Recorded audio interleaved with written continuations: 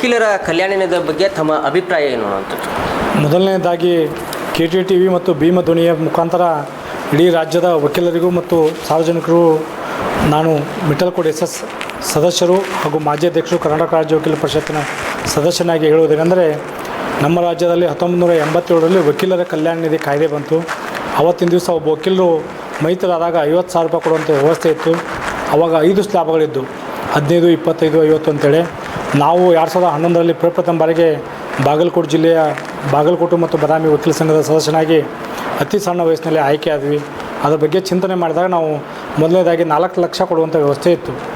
ನಾವು 2011ರಲ್ಲಿ ಬಂದ ಮೇಲೆ ಎಲ್ಲ ಸದಸ್ಯರು ಕೂಡ ಚರ್ಚೆ ಮಾಡಿ ಅದನ್ನು ಎನ್ರೋಲ್ಮೆಂಟ್ ಆದ ಮಾರನೇ ದಿವಸ ತೀರ್ಕೊಂಡು ಸಹ 4 ಲಕ್ಷ, 15 ವರ್ಷ ಪೂರೈಸಿದರೆ 6 ಲಕ್ಷ, 35 ವರ್ಷ ಅಥವಾ 75 ವರ್ಷ ಮುಗಿದ್ರೆ 8 ಲಕ್ಷ ಕೊಡುವಂಥ ವ್ಯವಸ್ಥೆಯನ್ನು ನಾವು ಮಾಡಿದ್ದೀವಿ. ಈ ಹಣವನ್ನು ಸಂಗ್ರಹ ಮಾಡೋದು ನಾವು ವಕಾಲತ್ನಾಮಕ್ಕೂ ಮತ್ತು IAಕ್ಕೂ ಟಿಕೆಟ್ ಹಚ್ಚೋದ್ರಿಂದ ಪ್ರತಿ ವರ್ಷ 15 ವರ್ಷ ಒಳಗಡೆ ಇದ್ದರೆ 1,000, 15 ವರ್ಷ ಮೇಲ್ಗಡೆ ಇದ್ದರೆ 2,000 ಕಟ್ಟುವಂಥ ಹಣದಿಂದ ಆದಾಯವನ್ನು ಸಂಗ್ರಹ ಮಾಡಿ ಇಡೀ ರಾಜ್ಯದಲ್ಲಿರ್ತಕ್ಕಂಥ ಕರ್ನಾಟಕ ಅಡ್ವೊಕೇಟ್ ವೆಲ್ಫೇರ್ ಫಂಡ್ ಆ್ಯಕ್ಟ್ನಲ್ಲಿ ಯಾರು ಮೆಂಬರ್ ಆಗಿದ್ದಾರೆ ಅವ್ರಿಗೆ ಕೊಡುವಂಥ ವ್ಯವಸ್ಥೆಯನ್ನು ನಾವು ರಾಜ್ಯದಲ್ಲಿ ಮಾಡೀವಿ. ಇವತ್ತಿನ ದಿವಸ ನಾನು ಅಧ್ಯಕ್ಷನಾದ ಮೇಲೆ ಅದನ್ನು ಎಡಿಟ್ ಮಾಡಿಸಿದಾಗ ಪ್ರತಿಯೊಂದು ಮಾಹಿತಿಯನ್ನು ತೆಗೆದಾಗ ಈಗ ಇರ್ತಕ್ಕಂಥ ವ್ಯವಸ್ಥೆಯಲ್ಲಿ ನಾವು 10ರಿಂದ 12 ಲಕ್ಷ ಹೆಚ್ಚಿಗೆ ಮಾಡಿದ್ರು ಸತ್ಯಕ್ಕೆ ಏನೂ ತೊಂದರೆ ಇಲ್ಲ ಅನ್ನೋಂಥ ಮಾತನ್ನು ಇಡೀ ರಾಜ್ಯದ ವಕೀಲರಿಗೂ ಹಾಗೂ ಜನತೆಗೂ ಹೇಳಲಿಕ್ಕೆ ನಾನು ಈ ವೇದಿಕೆ ಮುಖಾಂತರ ವಿಚಾರ. ಸರ್, ಇನ್ನು ಹಿರಿಯ ಮತ್ತು ಕಿರಿಯ ವಕೀಲರಿದ್ದಾರೆ, ಅವ್ರಿಗೆ ಏನು ಪ್ರಣಾಳಿಕೆ ಏನು ಕೊಡಕ್ಕೆ ಬಯಸಿರಿ ಅಂತ? ಸರ್, ಹಿರಿಯ ವಕೀಲರು ಅನಾರೋಗ್ಯದಿಂದ ಭಾಳ ಬಳಲ್ತಾ ಇದ್ದಾರೆ. ಬಾರ್ ಕೌನ್ಸಿಲ್ ಆಫ್ ಇಂಡಿಯಾದಿಂದ ನಾವು 50,000 ಕೊಡುವಂಥ ವ್ಯವಸ್ಥೆ ಮಾಡಿದ್ವಿ, ಮೆಡಿಕಲ್ ಕ್ಲೇಮ್ ಅಂತೇಳಿ. ಅದರ ಜೊತೆಗೆ ನಮ್ಮ ಸ್ಟೇಟ್ ಬಾರ್ ಕೌನ್ಸಿಲ್ನ ಮೆಡಿಕಲ್ ಕ್ಲೇಮ್ ಮೊದಲು ಇದ್ದಿಲ್ಲ, ಈಗ 1,50,000 ರೂಪಾಯಿ ಅಮೌಂಟ್ ಕೊಡುವಂಥ ವ್ಯವಸ್ಥೆ ಇದ್ದೀವಿ. ಅದರ ಜೊತೆಗೆ ಹಿರಿಯರು ಇನ್ನು ಮುಂದಿನ ದಿನಮಾನದಲ್ಲಿ ಕೆಲವೊಂದಿಷ್ಟು ಬಾರ್ ವರ್ಷದಲ್ಲಿ ಮೇಲೆ ಹೋಗಲಿಕ್ಕೆ ಆಗ್ತಾ ಇರಬೇಕು, ಲಿಫ್ಟ್ ವ್ಯವಸ್ಥೆ ಮತ್ತು ಅಲ್ಲಿ ಕುಂದಲಿಕ್ಕೆ ಆಸನ ವ್ಯವಸ್ಥೆ ಮತ್ತು ಅವ್ರು ಮಾಡ್ತಕ್ಕಂಥ ಪ್ರತಿಯೊಂದು ವ್ಯವಸ್ಥೆಗೂ ನಮ್ಮ ಯುವ ವಕೀಲರಿಗೆ ಸಪೋರ್ಟ್ ಆಗುವಂಥ ನಿರ್ಣಯಗಳನ್ನು ತೊಗೊಂಡು ನಾವು ಅವ್ರನ್ನ ಗೌರವಯುತವಾಗಿ ನೋಡ್ಕೊಳ್ಳುವಂಥ ವ್ಯವಸ್ಥೆಯನ್ನು ಮಾಡ್ತಾಯಿದ್ದೀವಿ. ಅದರ ಜೊತೆಗೆ ಈಗ ಸಾಕಷ್ಟು ಜೂನಿಯರ್ಸ್ ಬರ್ತಾ ಇದ್ದಾರೆ, ಸಾಕಷ್ಟು ಕಾಯ್ದೆಗಳು ಹೊಸ ಬರ್ತಾಯಿದ್ದವು. ಆ ಸಾಕಷ್ಟು ಕಾಯ್ದೆಗಳನ್ನು ಅಧ್ಯಯನ ಮಾಡಲಿಕ್ಕೆ ನಾವು ರಾಜ್ಯ ವಕೀಲ ಪರಿಷತ್ತಿನಿಂದ ಈ ಜಿಲ್ಲಾ ಮಟ್ಟಕ್ಕೆ ಲೈಬ್ರರಿ ವ್ಯವಸ್ಥೆಯನ್ನು ಮಾಡಿದ್ದೀವಿ. ಅದರ ಜೊತೆಗೆ ಅವರಿಗೆ ಟ್ರೈನಿಂಗ್ ಕ್ಯಾಂಪ್ ಮಾಡುವಂಥದ್ದು, ಲಾ ವರ್ಕ್ಶಾಪ್ ಅಂತೇಳಿ. ಒಂದು ದಿವಸಕ್ಕೆ 20,000 ರೂಪಾಯಿ ಜಿಲ್ಲಾ ಸಂಘಕ್ಕೆ, 15,000 ರೂಪಾಯಿ ತಾಲೂಕು ಸಂಘಕ್ಕೆ, ಒಟ್ಟು ಒಂದು ಜಿಲ್ಲೆಗೆ 1 ವರ್ಷಕ್ಕೆ 1 ಲಕ್ಷ ರೂಪಾಯಿ ಕೊಡುವಂಥ ವ್ಯವಸ್ಥೆ. ಅದರ ಜೊತೆಗೆ ನುರಿತ ತಜ್ಞರನ್ನು, ಎಕ್ಸ್ಪರ್ಟ್ಸ್ಗಳನ್ನು ಕಳಿಸ್ಕೊಡುವಂಥ ವ್ಯವಸ್ಥೆ ಮಾಡಿದ್ದೀವಿ. ಅದರ ಜೊತೆಗೆ ಇವತ್ತಿನ ದಿವಸ ಕರೋನಾ ಬಂದಮೇಲೆ ತಂತ್ರಜ್ಞಾನ ಸಾಕಷ್ಟು ಬೆಳೆದಿದೆ. ಆ ತಂತ್ರಜ್ಞಾನಕ್ಕೆ ಅಳವಡಿಕೋಬೇಕಾದ್ರೆ ಏನು ಟ್ರೈನಿಂಗ್ ಬೇಕು ಆ ಟ್ರೈನಿಂಗನ್ನು ಯುವ ವಕೀಲರಿಗಾಗಿ ಮಾಡ್ತಾಯಿದ್ದೀವಿ.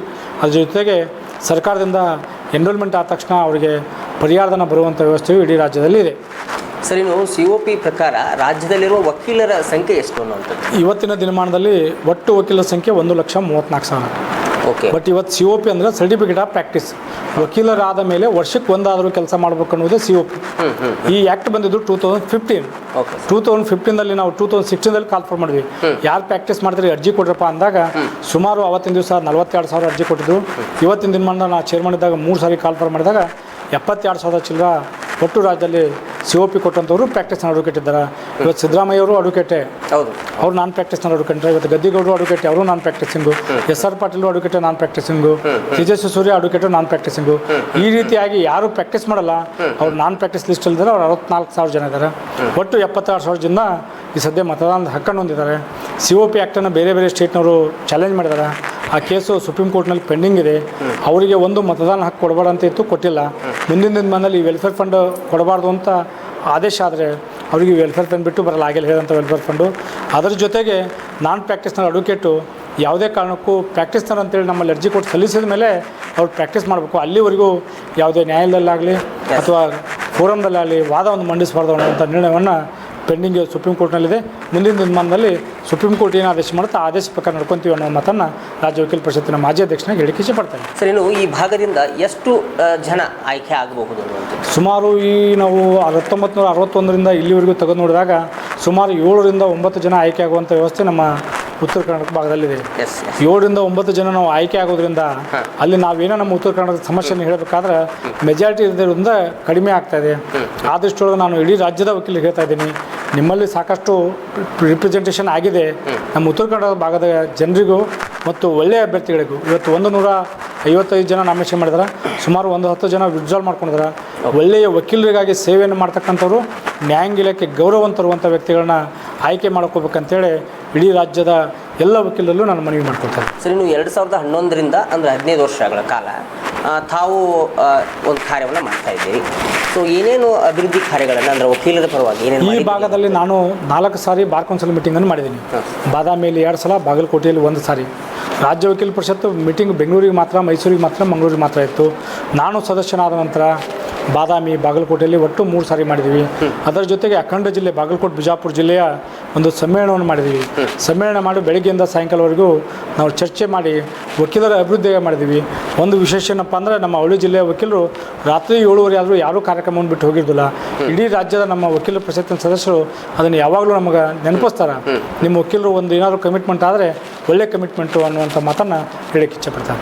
ಸರ್, ಇನ್ನು ನ್ಯಾಯ ಕೊಡುವಂತಹ ಅಥವಾ ನ್ಯಾಯ ಕೊಡಿಸುವಂತಹ ವಕೀಲರು ಸತ್ತಾಗ ಅಂದರೆ ಡೆತ್ ಕ್ಲೈಮ್ ಅಂತನ್ನುವಂಥದ್ದು ಅಥವಾ ಮೆಡಿಕಲ್ ಕ್ಲೈಮ್ ಅನ್ನುವಂಥದ್ದು, ಸೊ ಆ ಒಂದು ನಿಟ್ಟಿನಲ್ಲಿ ಏನೇನು ಸಹಾಯ ಮಾಡಿದ್ದೀರಿ ಅಂತ? ಸರ್, ಈಗ ನಮ್ಮ ಭಾಗದಲ್ಲಿ ಯಾರೇ ಅರ್ಜಿ ಸಲ್ಲಿಸಿದ ಸತ್ಯಕ ಮೆಡಿಕಲ್ ಕ್ಲೇಮ್ನಲ್ಲಿ 5 ಡಿಸೀಸ್ ಮಾತ್ರ ಕೊಡುವಂಥದ್ದಿದೆ ಕಾನೂನಲ್ಲಿ. ಆ 5 ಡಿಸೀಸ್ ಆದವ್ರಿಗೆ ನಾವು ಹಣವನ್ನು ಕೊಡಿಸುವಂಥ ವ್ಯವಸ್ಥೆ ಮಾಡಿದ್ವಿ. ಯಾರೇ ತೀರ್ಕೊಂಡ್ರು ಸಹ ವಕೀಲ ಸಂಘದ ಪದಾಧಿಕಾರಿಗಳತೆ ಅವರ ಕುಟುಂಬದ ವಾರಸದಾರರ ಅರ್ಜಿಯನ್ನು ಪಡ್ಕೊಂಡು ಅವರಿಗೆ ಪ್ರಾಮಾಣಿಕವಾಗಿ ಹಣ ಅತಿ ಶೀಘ್ರ ಆಗುವಂಥ ಕೆಲಸವನ್ನು ಮಾಡಿದ್ವಿ. ಸುಮಾರು ಈ ಭಾಗದಲ್ಲಿ ಯಾರೇ ಸಹ ನನ್ನನ್ನು ಸಂಪರ್ಕ ಮಾಡಿದ್ರು ಸದ್ಯಕ್ಕೆ ಅವರಿಗೆ ಹಣ ತಲುಪಿಸುವಂಥ ವ್ಯವಸ್ಥೆಯನ್ನು ನಾನು ಮಾಡಿದ್ದೀನಿ ಅನ್ನುವಂಥ ಮಾತನ್ನು ಅತಿ ಹೆಮ್ಮೆಯಿಂದ ಹೇಳಕ್ಕೆ ಇಚ್ಛೆಪಡ್ತಾ ಇದ್ದೀನಿ. ಸರ್, ಇನ್ನೊಂದು ಪ್ರಮುಖವಾಗಿ ಏನಂತಂದರೆ, ಈ ತಮ್ಮ ವೆಹಿಕಲ್ಗಳಲ್ಲಿ ವಕೀಲರ ಸ್ಟಿಕ್ಕರ್ಗಳನ್ನು ಅಂಟಿಸ್ಕೊಂಡು ಅಡ್ಡಾಡ್ತಾ ಇರುವಂಥದ್ದು, ನಾನು ವಕೀಲ ಅಂತ ಹೇಳ್ಕೊಂಡು ಅಡ್ಡಾಡ್ತಿರುವಂಥದ್ದು, ಇದು ನಮಗೆ ದುರುಪಯೋಗ. ನಾನು ಅಧ್ಯಕ್ಷನಾದ ನಂತರ ಸಾಕಷ್ಟು ಜನ ಹೇಳಿದರು, ಕಮರ್ಷಿಯಲ್ ವೆಹಿಕಲ್ಗೂ ಸಹ ಲಾರಿಗೆ ಬೇರೆ ಬೇರೆ ಒಣಕ ಸ್ಟಿಕ್ಕರ್ ಹಾಕುವಂಥದ್ದು. ನಾನು ಕುಂತು ಚಿಂತನೆಯನ್ನು ಮಾಡಿದೆ. ಚಿಂತನೆಯನ್ನು ಮಾಡು, ನಮ್ಮ ಸಭೆಯಲ್ಲಿ ಅಜೆಂಡಾವನ್ನು ಇಟ್ಟೆ. ಆ ಅಜೆಂಡ ಇಟ್ಟಾಗಿಲ್ಲ ನಾವು ಅಧಿಕೃತವಾಗಿ ನಮ್ಮ ಆಫೀಸಿಂದ ಸ್ಟಿಕ್ಕರನ್ನು ವಿತರಣೆ ಮಾಡುವಂಥದ್ದಿತ್ತು. ನಾವು ಬ್ಯಾಂಕ್ವೆಟ್ ಹಾಲ್ನಲ್ಲಿ ಇಡೀ ರಾಜ್ಯದ ವಕೀಲ ಸಂಘದ ಪದಾಧಿಕಾರಿಗಳನ್ನು ಕರೆದು ಮಾಜಿ ಕಾನೂನು ಮಂತ್ರಿಗಳಾದಂಥ ಸೆಂಟ್ರಲ್ ಕಿರಣ್ ರಿಜಿಜು ಅವರು ಆ ಕಾರ್ಯಕ್ರಮವನ್ನು ಉದ್ಘಾಟನೆ ಮಾಡಿದರು. ಮಾನ್ಯ ವಿಜಯೇಂದ್ರ ಯಡಿಯೂರಪ್ಪನವರು ವಕೀಲರಿಂದ ಆ ಕಾರ್ಯಕ್ರಮದಲ್ಲಿ ಭಾಗವಹಿಸಿದರು. ತೇಜಸ್ವಿ ಸೂರ್ಯ ವಹಿಸಿದ್ರು. ವಿಶೇಷ ಏನಪ್ಪ ಅಂದರೆ, ಇಡೀ ನಮ್ಮ ದೇಶದ ಈ ಹೆಡ್ ಅಂದರೆ Manan Kumar Mishra, Bar Council of India ಸದಸ್ಯರು, ಅವರು ಸಹ ಭಾಗವಹಿಸಿದ್ರು. ಅಲ್ಲಿ ಸಮಾರೋಪ ಸಮಾರಂಭಕ್ಕೆ ಮುಖ್ಯಮಂತ್ರಿಗಳು ಡಿ ಕೆ ಶಿವಕುಮಾರ್ ಅವರು ಮತ್ತು ಕಾನೂನು ಮಂತ್ರಿಗಳು ಬರಬೇಕಾಗಿತ್ತು. ಅನಿವಾರ್ಯ ಕಾರಣದಿಂದ ಮುಖ್ಯಮಂತ್ರಿಗಳು ಡಿ ಕೆ ಶಿವಕುಮಾರ್ ಬರಲಿಕ್ಕಾಗಲಿಲ್ಲ. ಕಾನೂನು ಮಂತ್ರಿಗಳು ಬಂದು ಆ ಸ್ಟಿಕರ್ನ ಬಿಡುಗಡೆ ಮಾಡಿದರು. ಬಿಡುಗಡೆ ಮಾಡಿದಂತೆ ಇಡೀ ರಾಜ್ಯದಲ್ಲಿ ನಮ್ಮ ವಕೀಲರು ತಮ್ಮ RC ಬುಕ್ ತಮ್ಮ ಹೆಸರೈತೆ ಅಂತ ಆನ್ಲೈನಲ್ಲಿ ಅಪ್ಲಿಕೇಶನ್ ಹಾಕಿದರೆ ಅದನ್ನು ವೆರಿಫಿಕೇಷನ್ ಮಾಡಿ ಅವರು ವಕೀಲ ಸಂಘಕ್ಕೆ ಅವ್ರ ಮನೆಗೆ ಬರುವಂಥ ವ್ಯವಸ್ಥೆಯನ್ನು ನಾವು ಮಾಡಿದ್ದೀವಿ. 250 ರೂಪಾಯಿ 4 ವೀಲರ್ ವೆಹಿಕಲ್ಗೆ, 150 ರೂಪಾಯಿ 2 ವೀಲರ್ ವೆಹಿಕಲ್ಗೆ.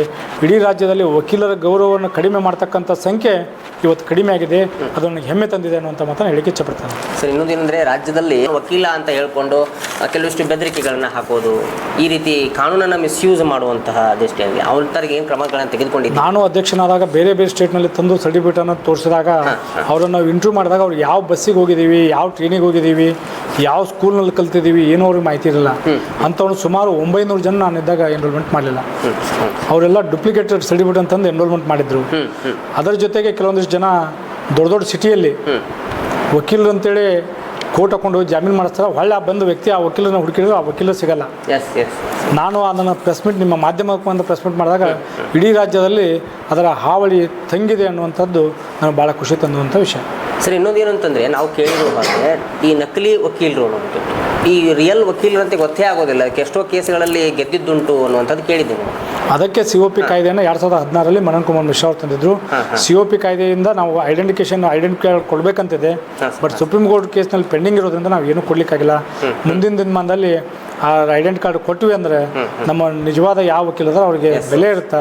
ನಕಲಿ ವಕೀಲರ ಹಾವಳಿ ತಪ್ಪುತ್ತೆ ಅನ್ನುವಂಥ ಮಾತನ್ನು ಇವತ್ತಿನ ದಿವಸಕ್ಕೆ ಬೆಂಗಳೂರಲ್ಲಿರ್ತಕ್ಕಂಥ ಕೆಲವೊಂದಿಷ್ಟು ಫೋರಮ್ಗಳಲ್ಲಿ ID ಕಾರ್ಡನ್ನು ಚೆಕ್ ಮಾಡಿ ವಕೀಲರನ್ನು ಒಳಗೆ ಬಿಡುವಂಥ ವ್ಯವಸ್ಥೆ ಈಗಾಗಲೇ ಪ್ರಾರಂಭ ಆಗಿದೆ. ಮುಂದಿನ ದಿನಮಾನದಲ್ಲಿ ಇಡೀ ರಾಜ್ಯದಲ್ಲಿ ಅದು ಬಂದರೂ ಆಶ್ಚರ್ಯ ಪಡುವಂಥದ್ದಿಲ್ಲ. ಓಕೆ ಸರ್, ಇನ್ನು ಕೊನೆಯದಾಗಿ 194 ವಕೀಲರ ಸಂಘಗಳಿದೆ ಸರ್.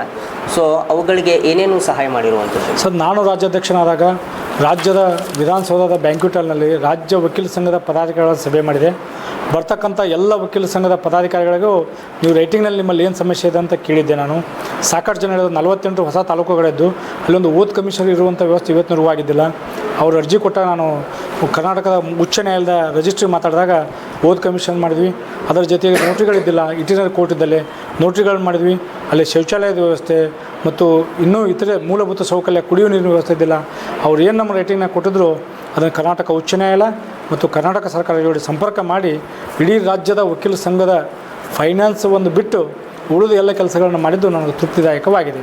ಇವತ್ತಿನ ದಿವಸ ನಾನು ಮತ್ತೆ ಮರುಸ್ಪರ್ಧೆ ಮಾಡಲಿಕ್ಕೆ ಆ ಇಡೀ ರಾಜ್ಯದ ಎಲ್ಲ ವಕೀಲ ಸಂಘದ ಪದಾಧಿಕಾರಿಗಳ ಸಹಿಯನ್ನು ಅವತ್ತು ಅಲ್ಲಿ ಬಂದು ಹಾಜರಿದ್ದರು.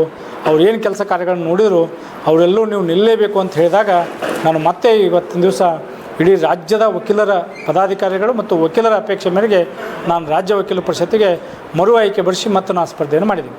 ಇಲ್ಲಿವರೆಗೂ KTTV ಮತ್ತು ಭೀಮ್ ಧ್ವನಿ ಚಾನೆಲ್ನ ಎಲ್ಲ ಪ್ರಮುಖರು ನಾಲ್ಕು ಮಾತಾಡಲಿಕ್ಕೆ ಅವಕಾಶ ಮಾಡಿಕೊಟ್ಟಿದ್ದಕ್ಕಾಗಿ ಇಡೀ ರಾಜ್ಯದ ವಕೀಲರಿಗೂ ಹಾಗೂ ಮಾಧ್ಯಮ ಮಿತ್ರರಿಗೂ ಸಾರ್ವಜನಿಕರಿಗೂ ಸಹ ನನ್ನ ವೈಯಕ್ತಿಕವಾಗಿ ಹಾಗೂ ರಾಜ್ಯದ ವಕೀಲ ಜನರ ಪರವಾಗಿ ವಂದನೆಗಳನ್ನ ಸಲ್ಲಿಸಲಿಕ್ಕೆ ಇಚ್ಛಪಡ್ತೀನಿ.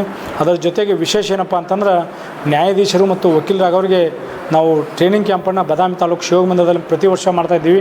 1,000 ಜನ ಅಲ್ಲಿ ಅಟೆಂಡ್ ಆಗಿದ್ದಾರೆ. ಅವರೆಲ್ಲರೂ ಸಹ ಇವತ್ತಿನ ದಿವಸ 100 ಜನ ನ್ಯಾಯಾಂಗ ಇಲಾಖೆಯಲ್ಲಿ ಮತ್ತು ಸಹಾಯಕ ಸರ್ಕಾರಿ ಜೊತೆಗೆ ಕೆಲಸ ಮಾಡ್ತಾಯಿದ್ದಾರೆ.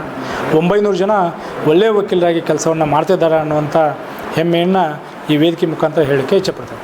Okay sir, thank you. ಆದ್ದರಿಂದ ಇಡೀ ರಾಜ್ಯದ ವಕೀಲರು ಪ್ರಥಮ ಪ್ರಾಶಸ್ತ್ಯದ ಮತವನ್ನು ಕೊಟ್ಟು, ಇಲ್ಲದೇ ಇದ್ದರೆ ಯಾವುದಾದ್ರೂ ಒಂದು ಪ್ರಿಫರೆನ್ಸ್ ಕೊಟ್ಟು ನನ್ನನ್ನು ರಾಜ್ಯದ ವಕೀಲರ ಪರಿಷತ್ತಿನ ಸದಸ್ಯನಾಗಿ ಆಯ್ಕೆ ಮಾಡಬೇಕು ಅಂತೇಳಿ ಈ ಮಾಧ್ಯಮದ ಮುಖಾಂತರ ಮನವಿ ಮಾಡಲಿಕ್ಕೆ ಇಚ್ಛಪಡ್ತೀನಿ. ಧನ್ಯವಾದ.